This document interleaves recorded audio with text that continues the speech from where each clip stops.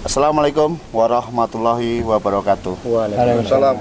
Salam kebajikan, nama budaya, salam kesejahteraan. Masih ngobrol di pinggir kali Petuk.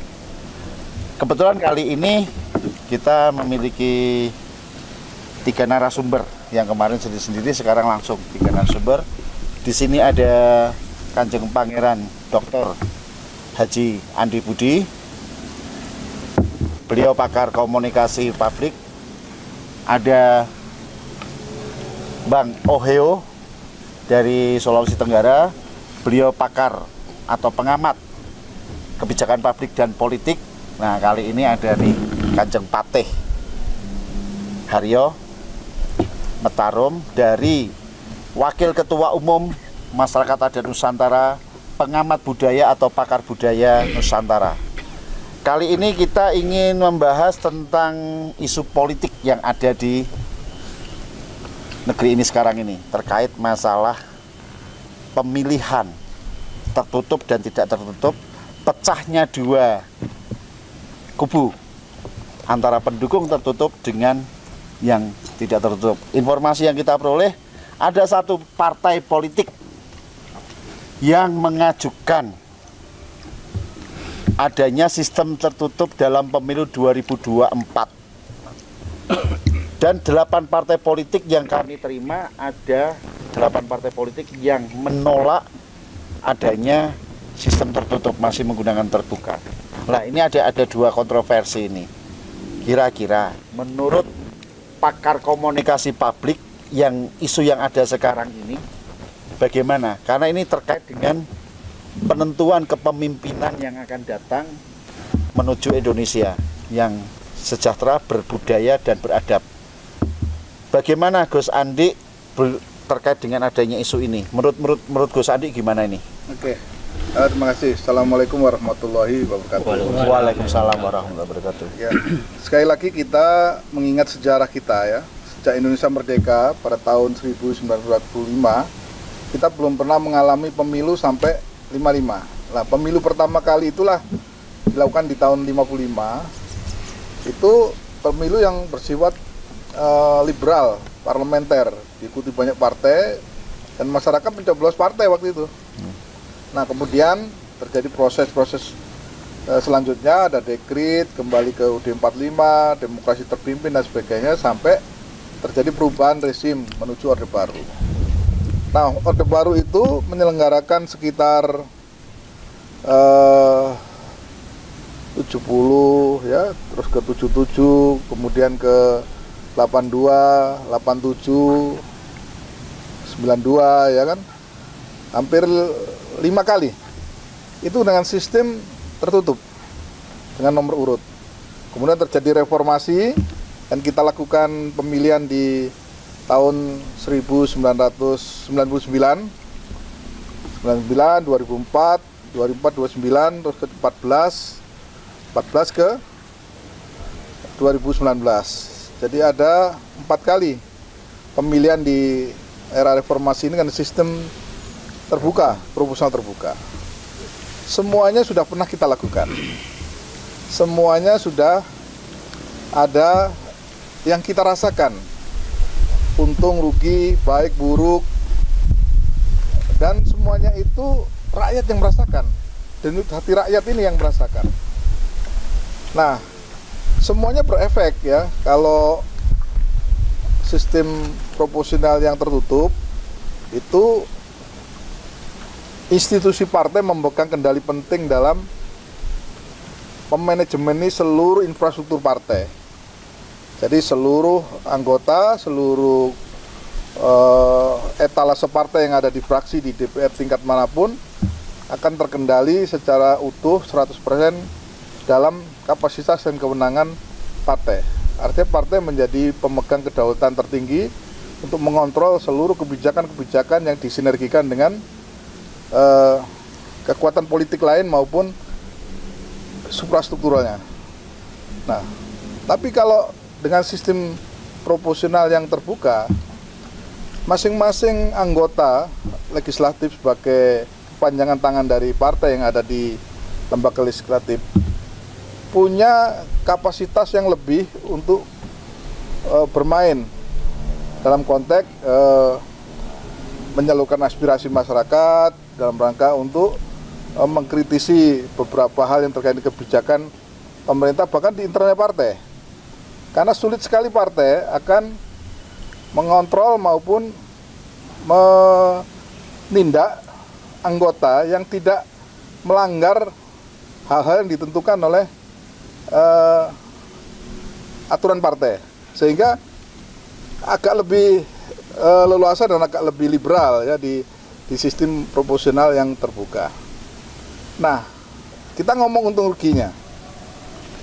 Singkat saja, kalau sistem proporsional yang terbuka sekarang ini, semua calon-calon legislatif itu harus bertempur habis-habisan di masyarakat dengan segala sumber daya, dengan segala kekuatannya untuk menyerap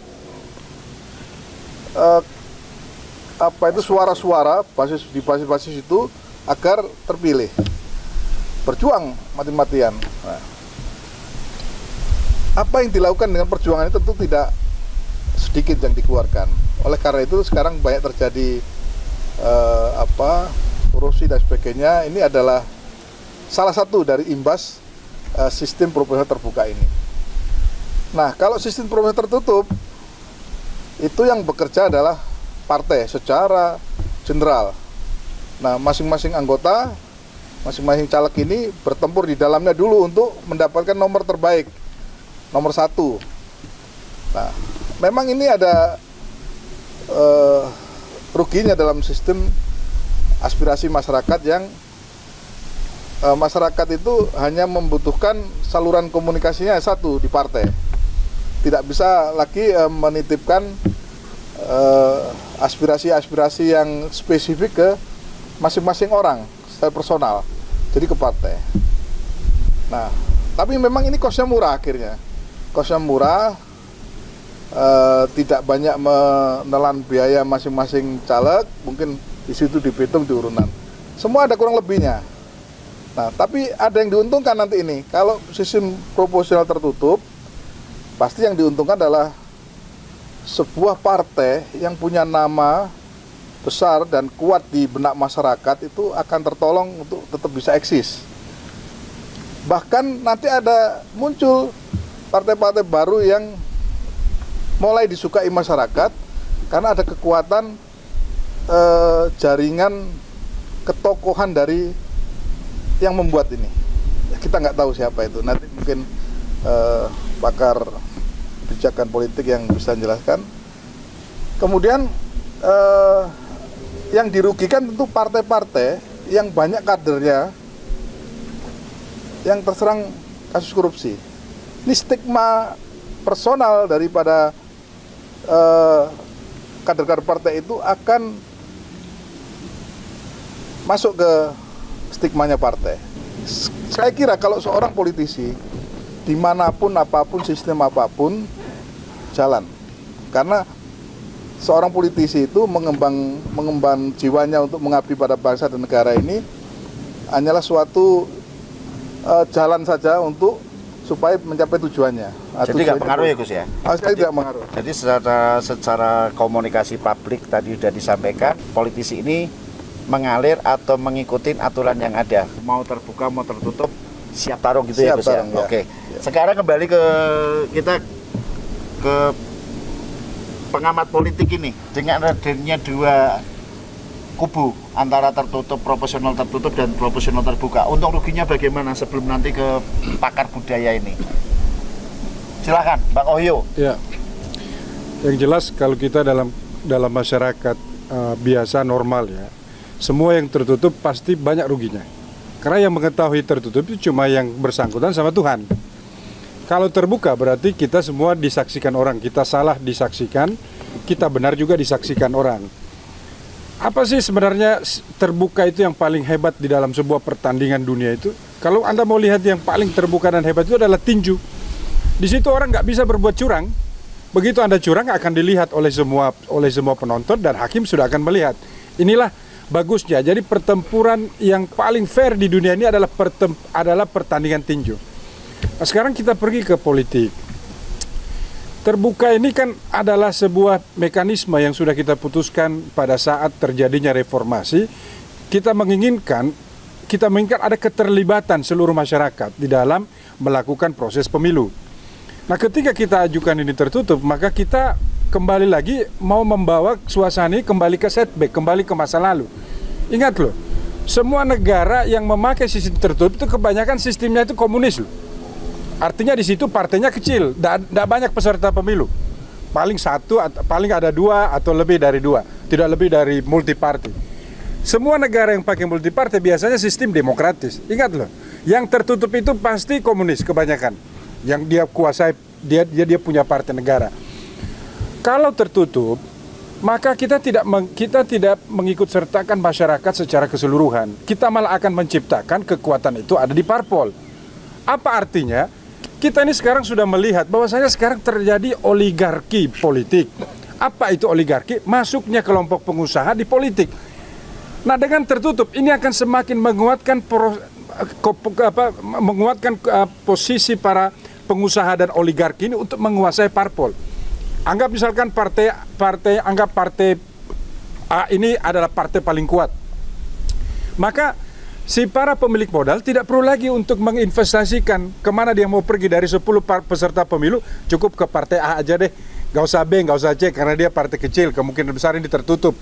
Kemungkinan besar kalau dia tertutup dia bisa mendapat 30 sampai 40 atau bahkan 50% komposisi anggota parlemennya nanti.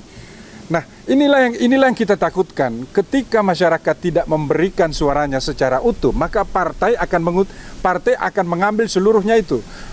Apalagi di sini itu beginilah, ini bahayanya. Pada saat kita ajukan tertutup, terus kita mengajukan juga parliamentary threshold.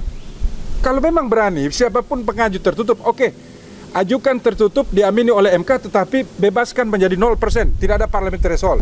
Jadi biar ada 1000 partai peserta pemilu. Itu lawannya. Tapi kalau sudah tertutup, terus PT-nya dikunci, nah ini kan berarti akal-akalan ini. Ada sebuah kekuatan yang ingin memainkan. Sehingga kemungkinan besar dari pandangan kami ini sebagai seorang pengamat, ini untuk mengurangi jumlah peserta pemilu, mengurangi juga jumlah fraksi yang ada di DPR. Biarkan si partai A ini yang berkuasa. Ini bahaya dari sisi demokrasi kita. Maka oleh sebab itu, saya pun melihat dari kacamata yang lebih besar. Kalau memang kita ingin tertutup, kita sistematiskan semua. Mulai dari PT-nya kita nolkan, parliamentary presidennya kita nolkan. Jadi presiden pun juga tidak ada lagi PT-PT-an. Siapa yang mau ikut di Pilpres, kasih ikut. Kasih tertutup di pemilihan caleg, tapi terbuka di semuanya. Nah, atau kalau tidak ya kita balik. Kita terbuka, proporsional terbuka di pemilihan caleg, tapi kita batasi di parliamentary threshold sama presiden threshold. Ini hati-hati ini. Ada kekuatan besar ini yang ingin mengatur Indonesia ini dari tangan segelintir orang. Ini yang paling bahaya. Intinya Indonesia itu adalah kekuasaan di dalam undang-undang loh ya. Undang-undang dasar mengatakan kekuasaan tertinggi ada di tangan rakyat, bukan di tangan parpol. Parpol itu adalah representasi daripada rakyat itu melalui anggota parlemennya. Tapi kalau ini anggota parlemennya dikendalikan oleh sebuah kekuatan melalui kekuatan parpol, berarti ini bahaya kita ini. Ini negara ini dalam posisi yang sangat bahaya. Berarti menurut Bang Oyo ini ada sebuah skenario untuk mengkerdilkan kedaulatan rakyat itu sendiri ya? Saya yakinnya begitu. Jadi ini bahaya ini. Rakyat sekarang diperhadapkan dengan sebuah pilihan. Seolah-olah tertutup kita mengutus seseorang yang betul-betul sudah qualified.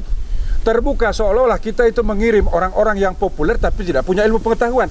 Sekali lagi, ini tidak pernah terjadi di dalam DPR. Di dalam DPR selalu terjadi negosiasi, konsolidasi, dan konfrontasi di antara para anggota. Siapa yang suara terbanyak, itulah yang menang. Kan ini permasalahan. Dan di DPR itu jarang kita itu mengadakan atau pemungutan suara yang berlangsung seperti demokrasi liberal tertentu. Kita harus musyawarah dulu. Nah, unsur-unsur musyawarah ini kita kedepankan di dalam perdebatan di dalam parlemen. Jadi Bahaya sekali ini. Sebenarnya ini ada titipan besar ini. Menurut saya ini adalah titipan oligarki, baik itu oligarki kekuasaan, pengusaha atau macam-macam. Nah, begitu. Terus ini kan Bang Oyo juga mantan anggota DPR RI nih. Ya. Nah, apa yang disampaikan itu apakah merupakan pengalaman pribadi saat Abang menjadi anggota DPR RI? Itulah pengalaman pribadi dan itulah hal yang kita lihat bahwasanya di DPR itu tidak pernah ada keputusan diambil oleh satu orang. Tidak pernah DPR itu mengambil keputusan berdasarkan ketua DPR, tidak ada. Ketua DPR itu sebenarnya bukan bosnya kita, dia adalah Speaker of Parliament, juru bicara parlemen. Sebab si ketua DPR jumlah suaranya 1, anggota biasa jumlah suaranya 1. Jadi bukan si ketua ini 10 atau anggota lain itu cuma 1, sama-sama 1. Dia cuma Speaker of Parliament. Kita buatlah undang-undang atau tatib bahwasanya partai terbesar peroleh suara terbesar, kadernya itu adalah menjadi ketua DPR. Nah, itulah kita punya itu, tapi itu tatib bukan undang-undang. Sekali lagi, dulu zaman tatib ini belum dibuat, Golkar bukan pemenang pemilu tapi ketua DPR. Zaman Agung Laksono bukan pemenang pemilu tapi dia ketua DPR. Begitu kira-kira. Jadi yang satu lagi contohnya seperti Novanto. Kita itu bukan pemenang pemilu tapi Setia Novanto adalah ketua DPR kala itu. Nah, itulah gambaran bagaimana cita rasa demokrasi ada di DPR melalui konsolidasi, negosiasi dan pertemuan-pertemuan. Nah, itu berarti lebih kepada sebuah proporsional tertutup dan terbuka. Ini tergantung komunikasi politik di DPR itu sendiri atau tidak. MK? Ini MK ini sekali lagi kan begini. MK ini kan menurut saya ini adalah barang yang MK ini hasil keputusan politik juga, tetapi sebenarnya MK ini dia merepresentasikan siapa sih? Cuma 9 anggota MK loh. Apakah dia representasi dari seluruh rakyat Indonesia? Enggak. Dia dipilih di DPR. DPR ini yang pergi ke masyarakat, pilih saya akan masuk nanti menjadi anggota DPR, dan mereka butuh 250.000 suara. Lah, anggota MK ini hanya dipilih di satu komisi, kemudian ditetapkan di paripurna. Artinya tidak ada representasi di sini. Tapi Undang-Undang Dasar mensyaratkan itu untuk menguji materi dari Undang-Undang Dasar itu atau uji materi konstitusi, bukan membuat norma baru. Nah, menurut saya ini yang abu-abu gini. Pada saat kita menginginkan negara kita itu demokratis absolut atau demokratisnya kita terpimpin, pada satu sisi kita mengunci elemen-elemen demokratis itu sendiri. Ya seperti tadi, parlemen threshold-nya kita batasi, presiden threshold-nya kita batasi, kemudian si ketua yang DPR-nya harus dari partai pemenang pemilu. Ini kalau memang kita mau demokrasi buka semua, karena ini pertandingan fair kayak seperti tinju tadi itu. Di pertandingan tinju tidak ada cerita dari Amerika harus duluan dia bertinju atau dia harus dimenangkan. Siapa yang kena pukul duluan KO, walaupun dia juga juaranya 10 belnya, tapi kalau dia KO kalah. Kira-kira begitu. Oke. Jadi itu menurut Bang Oyo bahwa usulan pemilu tertutup dan terbuka ini, khususnya tertutup ini ada sebuah agenda. Ya. Dan mengarah, kalau tertutup itu rata-rata dianut oleh negara komunis. Ya. Kalau terbuka tetap kepada sebuah negara demokrasi. Anggap saja begini, siapa yang ingin tertutup itu adalah penakut. Partai penakut ini sebenarnya. Oh, partai penakut. Ayo, kira-kira begitu ini. Oke, jadi satu partai yang mengusulkan tertutup ini sebenarnya sudah takut mau kehilangan sudah suara takut, ya? Bisa jadi. Oke. Anda pikir waktu Cina membangun tembok Cina itu dia gambar kebesaran? Enggak, dia takut diserbu orang Mongol, maka dia bangun tembok besar Cina. Ya kayak beginilah ini ceritanya ini. Oh, berarti intinya dia mau membangun sebuah tembok supaya tidak diserang. Nah, supaya tidak banyak pemain. Oke. Ini kan bahaya ini. Oke. Jadi ini Kanjeng Aryo, Kanjeng Pate ini sebagai pengamat budaya, kita melihat dengan sebuah proporsional yang tertutup ini ada menurut Gus Andi maupun kalau menurut tadi Gus Andi ada sebuah arah ke liberalisme ya Gus ya, atau mungkin tetap kepada sebuah ketaatan dan kepatuhan terhadap sebuah negara hukum itu sendiri. Sedangkan dari Bang Oyo sebagai pengamat politik ini ada potensi memperkuat oligarki dan membentuk negara komunis. Sedangkan kalau melihat sejarah, oke, sekarang ngopi dulu sambil dibagi kopinya, monggo. Jadi kita tunggu kopi dulu, dibagi dulu kopinya. Mantap ini kopinya. Yang belakang nanti aja. Yang penting narasumber dulu. Ya. Nah, Ada gula ya. Bang Woyo. Jeng Patih tanpa gula. Ya. Ini Ya, tanpa saya gula. aja. Kita yang pati tanpa gula. Tanpa gula. Ini sini lagi. Ini. Nah, monggo. Sambil Oh, kita sambil ngopi kita- dulu. Ya. Monggo, Gus. Oke, Jeng Patih. Kalau tadi disampaikan itu bahwa kalau tertutup itu mengarah kepada sebuah kepentingan dan penakut, bahkan lebih ekstrimnya menuju negara komunis. Tidak, kebanyakan negara komunis memakai sistem tertutup. Oke. Ah, tidak mengarah, tapi ya sebenarnya ini mengarah kepada apa ya? Ingin menjadikan partai pemenang itu sebagai partai negara. Ini kan yang nggak boleh. Negara ini tidak boleh punya partai.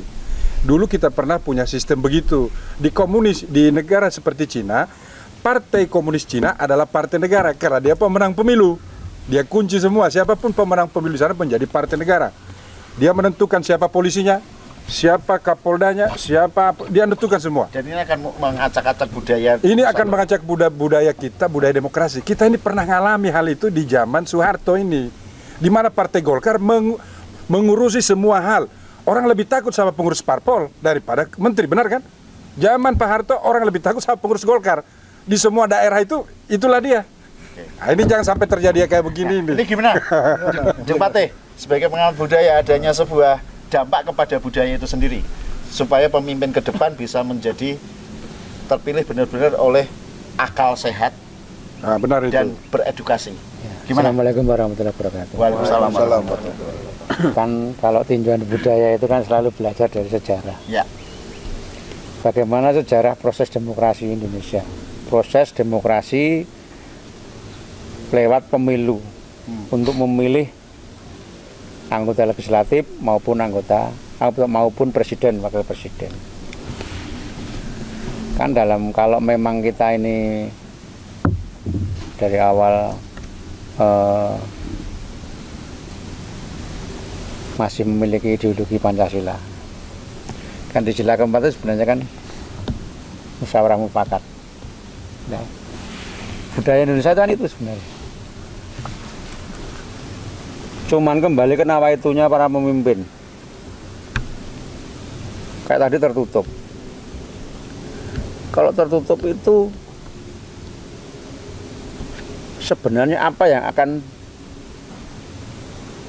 diharapkan ataupun akan dipersiapkan segala sesuatunya ke depan.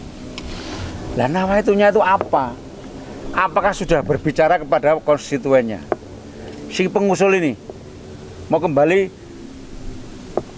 ke masa lalu. Sekarang partai A mengusulkan tertutup. Apakah sudah bertanya juga kepada konstituennya? Atau itu hanya kepentingan segelintir elit-elit politik? Terus yang mau ditutup-tutupi apa gitu loh. Ini sudah reformasi. Walaupun aturan main itu dibuat sedetail mungkin penyelenggaranya.